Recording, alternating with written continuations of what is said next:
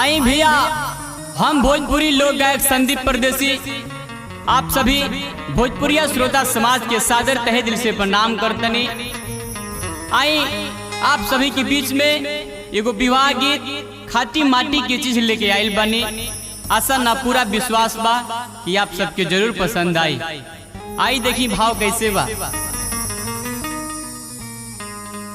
अरे पापा के आगानवा